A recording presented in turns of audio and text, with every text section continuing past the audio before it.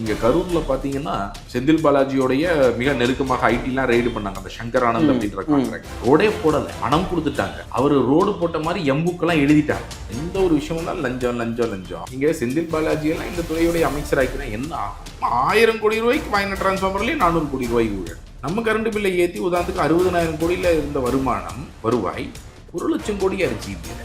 செலவினங்கள் இப்படிங்க அதிகமாச்சு. அதே மாதிரி சிக்க போக அமைச்சர்கள் யார் யார் வந்து நத்தம் விஸ்வநாதன் மின்சாரத்துறை அமைச்சர் அவர்லேருந்து ஆரம்பிச்சு செந்தில் பாலாஜி வரை இவங்க எல்லாருமே சிக்க வேண்டிய அவசியம் இருக்கு. இந்த மின்சார வாரியத்துடைய மிக மோசமான நிலைமைக்கு இவர்கள் எல்லாம் நீ மாவீரன்ற படமே வந்து அது ஹிட் ஆகியே எல்லாம் பார்த்துட்டு வந்துட்டாங்க. ஆனா இன்னி வரைக்கும் அந்த கேபி பார்க் ஊழல் மேல ஒரு எஃப்ஐஆர் கூட போடப்படலை. இன்னைக்கு போனா கூட நீங்க சவரத்தட்டா கீழே விடும்.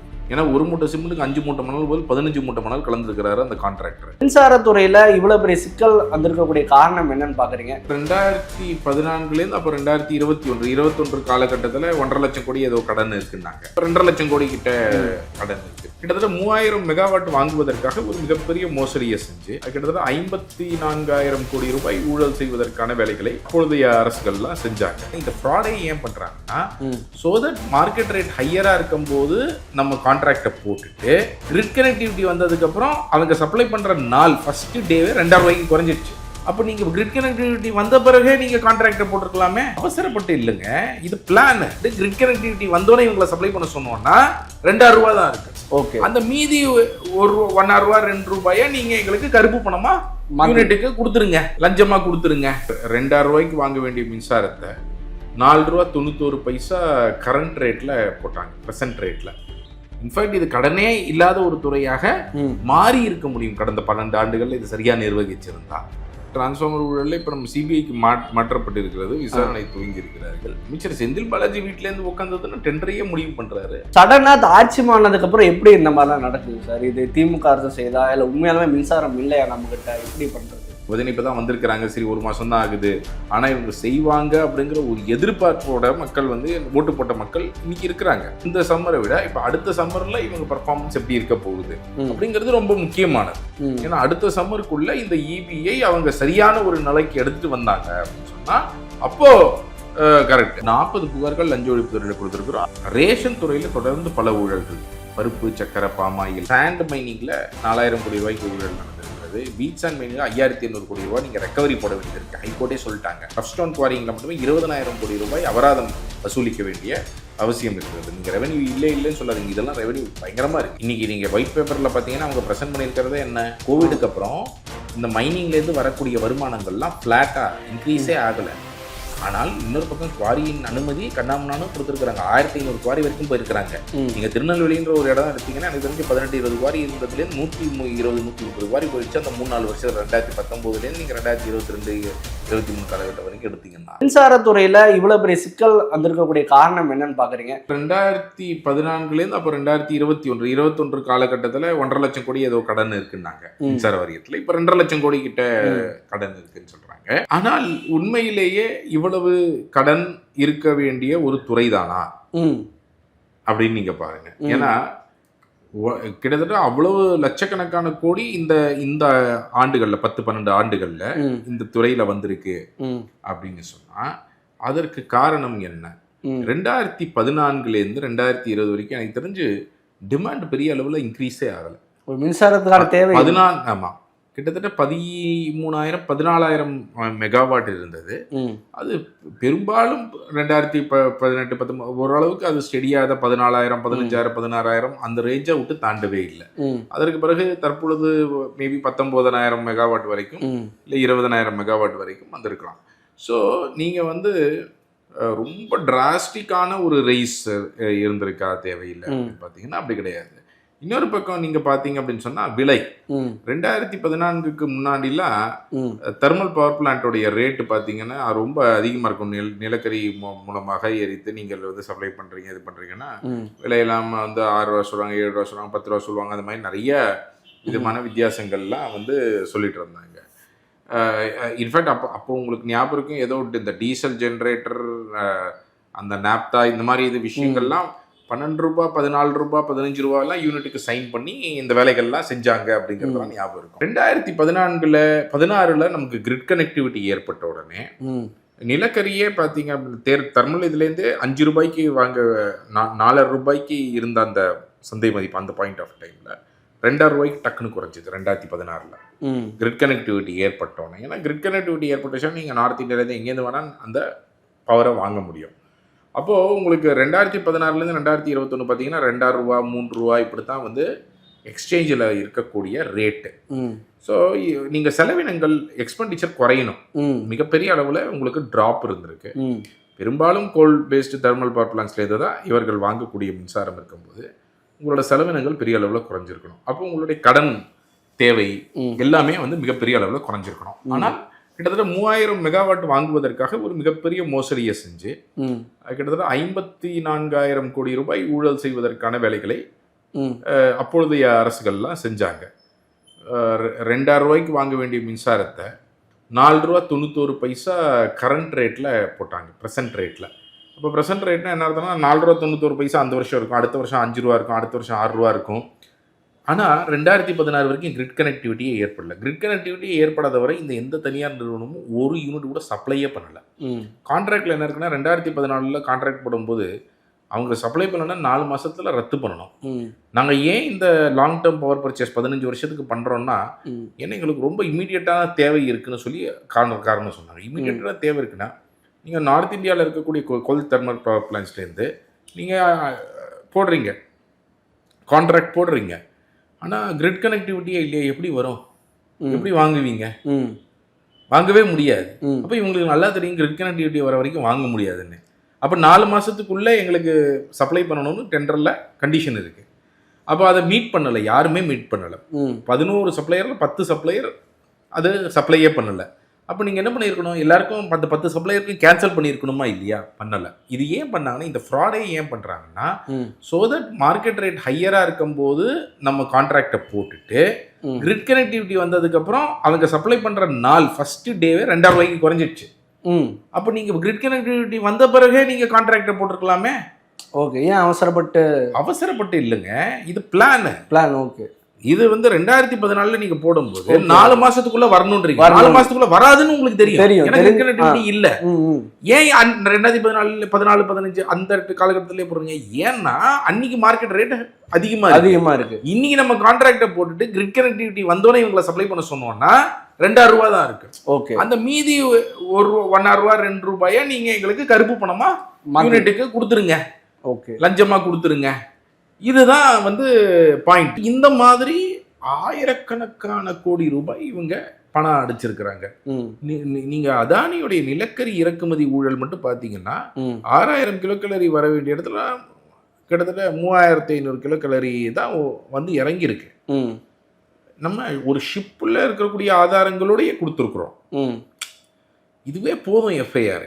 அப்போ இவ்வளவு தெளிவான ஆதாரம். நீங்க $33 அவங்க வாங்கிட்டு நமக்கு $91 விற்கிறாங்க. அங்க 3500 கிலோகலரி தரத்தை வாங்கிட்டு இங்க அதே 3500 அப்படியே சப்ளை பண்ணி நீங்க வாங்குறது தானே இங்க சப்ளை பண்ண முடியும். வாங்குறதுல ரொம்ப தெளிவா இன்வாய்ஸ்ல இருக்கு. இந்த எம்பி கேலியோபில் கப்பல்ல 3500 கிலோகலரி நிலக்கரி தான் வருகிறது என்று இன்வாய்ஸ்ல இருக்கு. $33. ஏன்னா 3500 கிலோகலரி தான் கம்மியான விலை, $33. அதற்கு தான் நீங்க வாங்குறீங்க. இன்வாய்ஸை நான் கொடுத்துருக்குறேன் லஞ்ச ஒழிப்புத்துறையில். ஆனால் அதே ஷிப் அதே எம்பி கேலியோபில் அதே 69,925 மெட்ரிக் டன் நீங்கள் போட்ட இன்வாய்ஸ் என்னதான் நீ மின்சார வரியத்தில் $91 போட்டிருக்கிறாரு. 6000 கிலோகலரின்னு பொய் சொல்லியிருக்கிறாங்க. கஸ்டம்ஸும் கண்டுபிடிச்சிருக்கிறாங்க. கஸ்டம்ஸ் உள்ளே வரும்போது செக் பண்ணால் அவங்க செக் பண்ண கன்சைன்மெண்ட்ஸ்லாம் பார்த்தீங்கன்னா 4000 கிலோகலரி 3500 கிலோகலரி தான் இருந்திருக்கு. இங்கே 6000 கிலோகலரின்னு டான்ஜெட் கோலை டிக்ளேர் பண்ணி எல்லாத்தையும் வாங்கியிருக்கிறாங்க. அப்போது 6000 கிலோகலரி கோல்னா நீங்கள் எரிச்சிங்கன்னா 2 யூனிட் மின்சாரம் கிடைக்கும். 1 கிலோ 3500 கிலோகலரி தான் வந்து இறங்கிச்சுன்னா நீங்கள் எரிச்சிங்கன்னா ஒரு யூனிட் மின்சாரம் தான் கிடைக்கும். அப்போ நீங்கள் என்ன பண்ணுவீங்க? கரண்ட் தட்டுப்பாடுன்னு கரண்ட் கட் ஆகும். இல்லை நீங்கள் என்ன பண்ணுவீங்க? அதிகமான நிலக்கரியை கொண்டு போய் கொட்டணும்னு சொல்லி இன்னும் அதிகமான நிலக்கரியை வாங்குவீங்க. இதனால் மட்டும் ஏற்பட்ட இழப்பு 6000 கோடி ரூபாய் அந்த ஒரு 4-5 ஆண்டுகளில். நீங்கள் சமீபத்தில் நம்ம பேசிகிட்டு இருக்கோம். இதில் தரத்தில் இருக்கக்கூடிய ஊழல் வந்து இன்று வரை நடைபெறுகிறது. அது நம்ம ஆதாரத்தோடு அந்த காலகட்டத்தில் எடுத்திருக்கிறோம். ஏன்னா இன்வாய்ஸ் கிடச்சிருக்கு எல்லாமே. ஆனால் இன்று வரை இந்த ஊழல் நடைபெற்று தரத்தில். ஓகே, அப்போ இன்னொரு பக்கம் நீங்கள் பாருங்கள், டிரான்ஸ்ஃபார்மர் போன்ற ஊழல்கள் வெறும் 1000 கோடி ரூபாய்க்கு வாங்கின டிரான்ஸ்ஃபார்மர்லேயே 400 கோடி ரூபாய் ஊழல். எல்லாரும் ஒரே ரேட்டு போடுறாங்க. அப்போ இந்த மாதிரி ஊழல்கள் மூலமாக செலவினங்களை கண்ணாமூனான்னு இன்க்ரீஸ் பண்ணுறாங்க.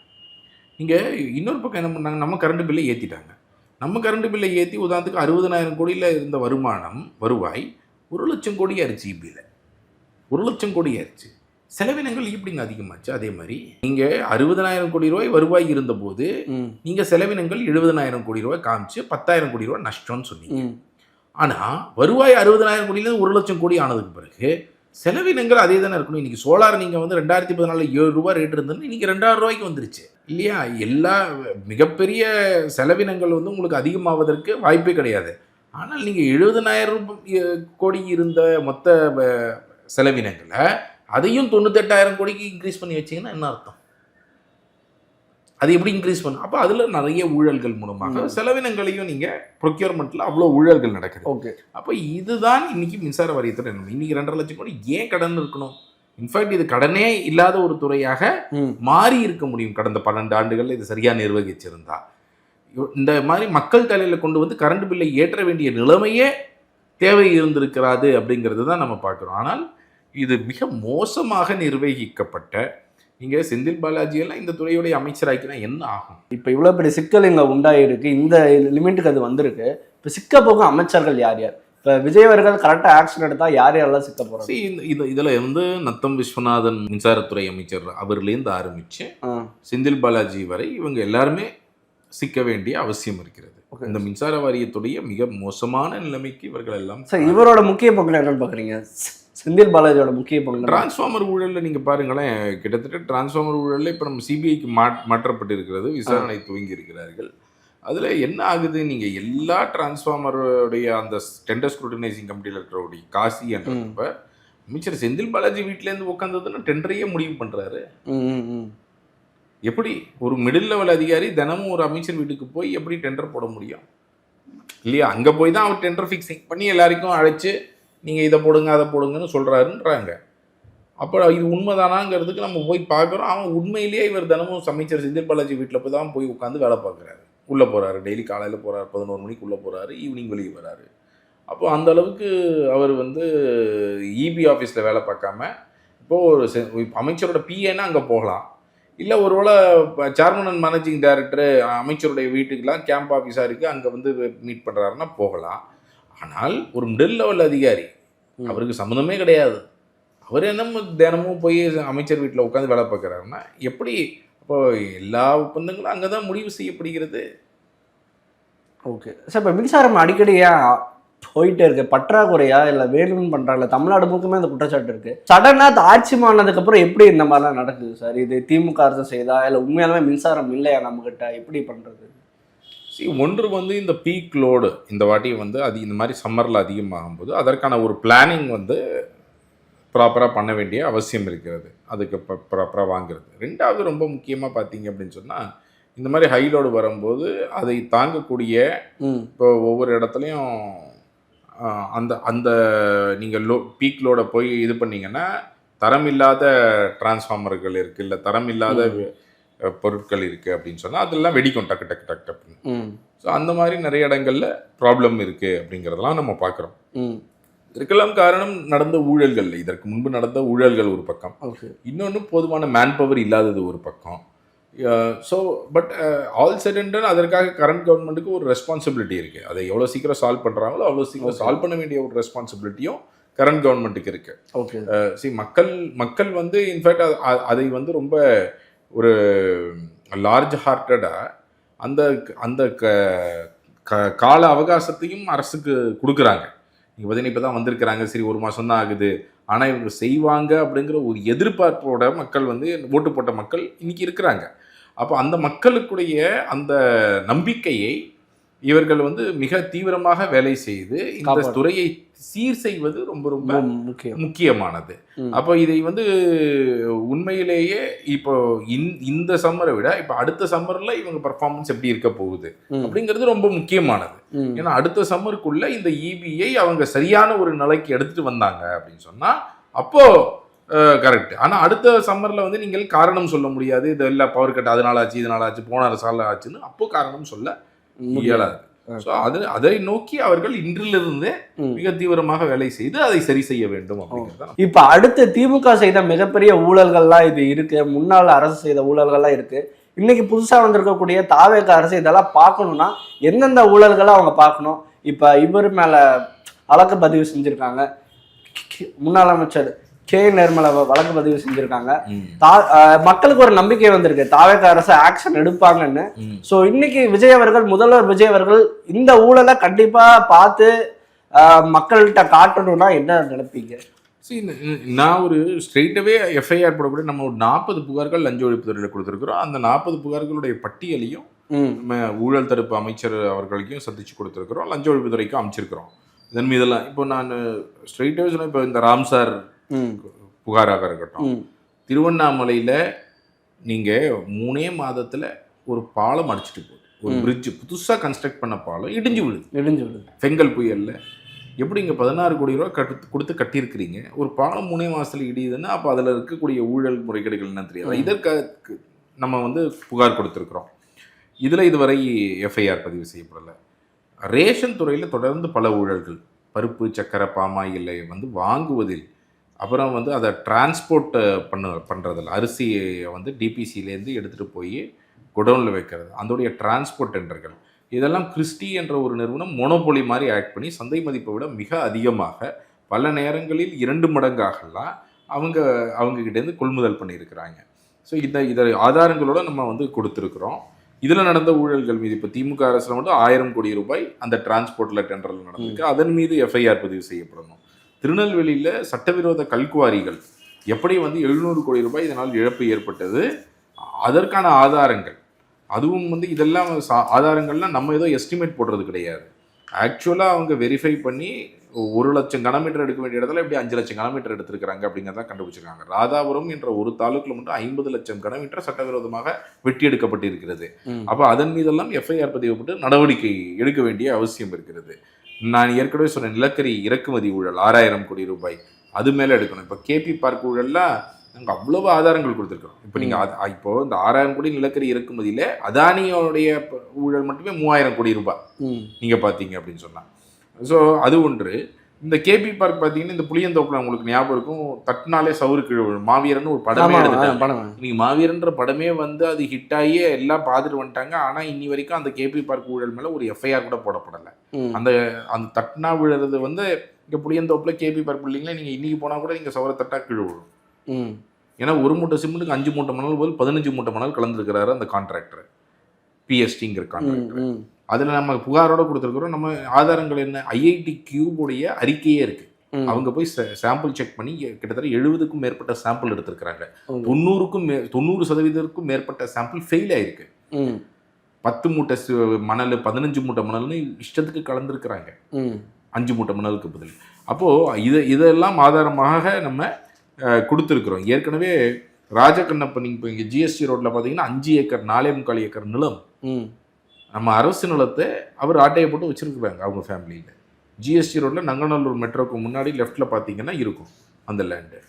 அப்போ அந்த லேண்டை வந்து உடனடியாக மீட்கணும். அது மட்டுமே பார்த்தீங்கன்னா 400லேருந்து மினிமம் 500 கோடி ரூபாய் அதோடைய ரேட்டு. அது அவர் மேலே எஃப்ஐஆர் போட்டு நடவடிக்கை எடுக்க வேண்டிய அவசியம் இருக்கிறது. பஸ் ஷெல்டர் நீங்கள் வந்து நம்ம பஸ்ஸில் பார்க்குறோன்னே அந்த அட்வர்டைஸ்மெண்ட் பஸ் ஸ்டாண்டில், அந்த அட்வர்டைஸ்மெண்ட்டில் ஒரு மிகப்பெரிய ஊழல் மேற்கொள்ளப்பட்டது. கிட்டத்தட்ட 40 கோடி ரூபாய் கருப்பு பணம்லாம் எப்படி கல்கட்டாக்கெல்லாம் போய் அந்த கருப்பு பணத்தை எல்லாம் பல்வேறு ஷெல் கம்பெனிகள் மூலமாக நாங்கள் ஒரு பெரிய மேப்பே போட்டு கொடுத்தோம். எப்படி இவங்க கருப்பு பணத்தை வெள்ளை பணமாக மாற்றுகிறார்கள், எப்படி இதை வந்து அப்பொழுது அமைச்சர் வேலுமணிக்கு நெருக்கமானவர்களுக்கு இந்த ஒப்பந்தங்கள் கொடுக்கப்பட்டு ஒரு 3 நிறுவனம் தான் மாறி மாறி அவங்களுக்குள்ளாக டெண்டர் போட்டு எடுத்திருக்கிறாங்க. இதன் மீது எஃப்ஐஆரும் லஞ்ச ஒழிப்புத்துறையை ரெக்கமெண்ட் பண்ணிட்டாங்க. அப்பொழுது சீஃப் செக்ரட்டரியாக இருந்த இறையன்பும் இதற்கு அனுமதி கொடுத்து விட்டார். ஆனால் அனுமதி கொடுத்த பிறகு திமுக அரசுலேருந்து ஒரு ஓரலாக ப்ரெஷர் போய் நீங்கள் இதில் எஃப்ஐஆர் பதிவு பண்ணாதீங்கன்னு இன்று வரை நிறுத்தி வச்சிருக்கிறாங்க. ஸோ இதன் மீதெல்லாம் எஃப்ஐஆர் போடப்பட வேண்டும். அதே மாதிரி கரூரில் பார்த்தீங்கன்னா செந்தில் பாலாஜியோடைய மிக நெருக்கமாக ஐடிலாம் ரைடு பண்ணாங்க அந்த சங்கர் ஆனந்த் அப்படின்ற கான்ட்ராக்டர். அந்த கான்ட்ராக்டர் பார்த்தீங்கன்னா அவருக்கு பணமே கொடுத்துட்டாங்க, ரோடே போடலை, பணம் கொடுத்துட்டாங்க. அவர் ரோடு போட்ட மாதிரி எம்புக்கெல்லாம் எழுதிட்டாங்க. இப்போ நான் வந்து என் கையில் அந்த எம்புக்கு இருக்குது. இவங்க போலியாக ரோடே போடாம எப்படி வந்து எப்படி எம்புக்கு எழுதியிருக்கிறாங்கிறதுக்கான எம்பு காப்பி நம்ம கிட்ட இருக்கு. நம்ம கிட்ட என்ன இருக்கு, அதே மாதிரி அவர் ரோடு போடலைங்கிறதுக்கான அன்னைக்கு ஆதாரங்கள் ஏப்ரல் மாசம் வரைக்கும் 5 தேதி வரைக்கும் அந்த சாலையே போடப்படவில்லை. மார்ச் 31 பேமெண்ட் 4,68,00,000 அவருக்கு கொடுத்துருக்காங்க.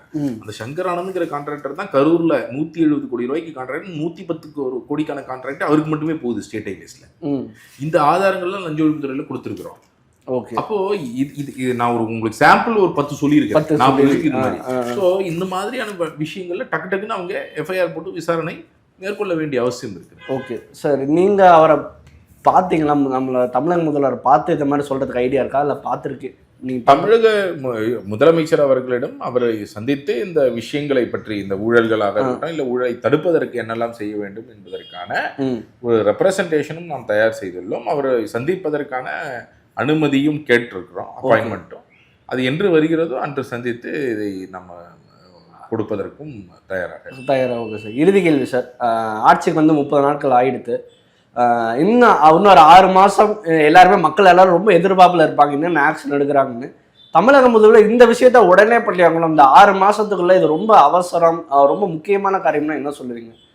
உடனடியாக இந்த ஆக்ஷன்லாம் எடுத்தே ஆகணும். ஊழல் பற்றியா இருக்கட்டும், இல்லை ஃபினான்ஸ் பற்றியா இருக்கட்டும், நிறைய இருக்கு. லஞ்சம் ஊழலில் அவர் செய்ய வேண்டிய விஷயங்கள் நிறைய இருக்கு. ரொம்ப முக்கியமாக டாஸ்மாக்ல பார்த்தீங்க அப்படின்னா லிக்கர் அந்த எக்ஸைஸ் பாலிசிக்கு வெளியே கிட்டத்தட்ட 50% சேல்ஸ் நடந்து கொண்டிருக்கிறது. அதை உடனடியாக டிரான்ஸ்பரண்டாக உள்ளே கொண்டு வருவது ரொம்ப முக்கியமானது. படிப்படியாக டாஸ்மாக் கடைகளை மூடுவதும் மிக முக்கியமானது. இன்னொரு பக்கம் நீங்கள் இதில் மைனிங்லன்னு பார்த்தீங்கன்னா சாண்ட் மைனிங்கில் 4,000 கோடி ரூபாய்க்கு ஊழல் நடந்திருக்கிறது. பீச் சாண்ட் மைனிங்கில் 5,800 கோடி ரூபாய் நீங்கள் ரெக்கவரி போட வேண்டியது இருக்குது. ஹைகோர்ட்டே சொல்லிட்டாங்க, ஆனால் ரெக்கவரி போடாமலே கடந்த அரசாங்கம் வைத்திருந்தார்கள். அந்த ரெக்கவரி போட வேண்டியது இருக்குது. அதற்கு பிறகு நீங்கள் பார்த்தீங்க அப்படின்னு சொன்னால் ரஃப் ஸ்டோன் குவாரிங்கில் மட்டுமே 20,000 கோடி ரூபாய் அபராதம் வசூலிக்க வேண்டிய அவசியம் இருக்கிறது. நீங்கள் ரெவென்யூ இல்லைன்னு சொல்லாதீங்க, இதெல்லாம் ரெவென்யூ பயங்கரமாக இருக்குது. இன்னைக்கு நீங்கள் ஒயிட் பேப்பரில் பார்த்தீங்கன்னா அவங்க ப்ரெசென்ட் பண்ணியிருக்கிறதே என்ன, ஃப்ளாட் ஆயிருச்சு. கோவிடுக்கு அப்புறம் இந்த மைனிங்லேருந்து வரக்கூடிய வருமானங்கள்லாம் ஃப்ளாட்டாக இன்க்ரீஸே ஆகலை. ஆனால் இன்னொரு பக்கம் குவாரியின் அனுமதி கண்ணாமண்ணான்னு கொடுத்துருக்குறாங்க. 1,500 குவாரி வரைக்கும் போயிருக்கிறாங்க. நீங்கள் திருநெல்வேலின்ற ஒரு இடம் எடுத்தீங்கன்னா எனக்கு தெரிஞ்சு 18-20 குவாரி இருந்ததுலேருந்து 120-130 குவாரி போயிடுச்சு. அந்த 3-4 வருஷம் 2019 நீங்கள் 2022-23 காலகட்டம் வரைக்கும் எடுத்தீங்கன்னா அப்போது நீங்கள் இந்த அளவுக்கு மிகப்பெரிய அளவில் இன்க்ரீஸ் ஆகக்கூடிய ஒரு இடத்துல வருமானம் எப்படி அப்படியே இருக்கும் அப்படின்னா எல்லாமே சட்டவிரோத குவாரிங்க நடந்துட்டு இருக்கு. அவங்க லைசன்ஸ் குறைவாக வாங்கிவிட்டு எல்லாமே சட்டவிரோதமாக எடுத்துக்கொண்டு போயிருக்கிறாங்க அப்படிங்கிறத இது காண்பிக்குது. ஸோ இது ஒரு பக்கம். ஸோ இதுக்கு ஒன் டைம் ரெகுலரைசேஷன் ஸ்கீம்னு ஒன்று போட்டிருக்கிறாங்க. அது முதல்ல ரத்து பண்ணணும். இதெல்லாம் ரெகுலரைஸ் பண்ண முடியாது இந்த கிரைம் எல்லாம். அதே போல் இன்னொரு பக்கம் நீங்கள் வந்து செலவினங்களை ப்ரொக்யூர்மெண்ட்டில் 20% நீங்கள் வந்து கரப்ஷனை வந்து 20% லஞ்சம் கொடுக்கப்படுகிறது ஒரு ஒரு கான்ட்ராக்டுங்க அப்படின்னா. அப்போ இதெல்லாம் நீங்கள் குறைக்கணும் அப்படின்னு சொன்னால் end-to-end e-tender சிஸ்டமை உடனடியாக இம்ப்ளிமெண்ட் பண்ணணும்.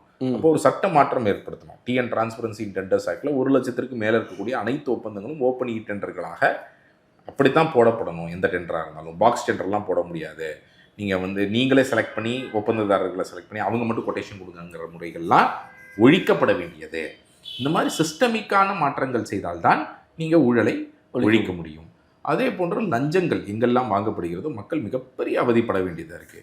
இன்றைக்கி எந்த ஒரு விஷயம் வந்தாலும் லஞ்சம் லஞ்சம் லஞ்சம். அப்போது அந்த மாதிரி விஷயங்களுக்கு இப்போ எந்த விதமான ஒரு சேவை பெறும் உரிமை சட்டம் அந்த மாதிரி லஞ்சம் வாங்கக்கூடியவருக்கு மேலே புகார் சொல்லி அந்த சேவை வந்து லஞ்சமே இல்லாமல் அவர் பெறுவதற்கான ஒரு வழிமுறை தேவை. அதுதான் சேவை பெறும் உரிமை சட்டம்னு சொல்கிறோம். இரண்டாவது ரொம்ப முக்கியமானது, அதில் எங்கெல்லாம் அந்த ஃபிசிக்கல் பாயிண்ட் ஆஃப் கண்டக்ட் நேரில் போய் சந்திக்கக்கூடிய வழிகள் இருக்கிறதோ அதையெல்லாம் தகர்த்தெடுத்து விட்டு நீங்கள் உடனடியாக அது ஆன்லைன்லேயே செய்கிற எளிய முறைகள் செய்யப்பட வேண்டும். இப்போ இன்றைக்கி நீங்கள் பார்த்தீங்க அப்படின்னு சொன்னால் பர்த் சர்டிஃபிகேட், நான் ஒரு உதாரணம் சொல்கிறேன். பர்த் சர்டிஃபிகேட்டை நீங்கள் வந்து ஆன்லைனில் எடுத்துடலாம். ஆனால் பர்த் சர்டிஃபிகேட்டில் ஒரு லெட்டர் மாறி இருந்தது அப்படின்னா அதுக்கு நீங்கள் அமெண்ட்மெண்ட் பண்ணுறதுக்கு நீங்கள் நேரில் தான் கொண்டு போய் கொடுக்கணும். அது எதுக்காக அப்படி வச்சிருக்காங்க? அப்போ என்ன பண்ணுவாங்கன்னா பர்த் சர்டிஃபிகேட் நீங்கள் பண்ணும்போதே வேணும்ட்டே ஒரு மிஸ்டேக் பண்ணிடுவாங்க. அப்போ தான் 4 பேர் வருவாங்க நம்மக்கிட்ட, வரும்போது அங்கே லஞ்சம் கேட்டுக்கலாம் அப்படின்னு சொல்லிட்டு. ஸோ இந்த மாதிரி வழிமுறைகள்லாம் தடுக்கணும். என்ன அப்போது அதில் ஏதாவது ஒரு சேஞ்ச் இருக்குனாலும் அதுவும் ஆன்லைனில் பண்ணுறதுக்கான வழிமுறை இருக்க வேண்டியது தானே. ஓகே. ஸோ இந்த மாதிரியான பல மாற்றங்கள் வந்து அவங்க செய்ய வேண்டிய அவசியம். நன்றி.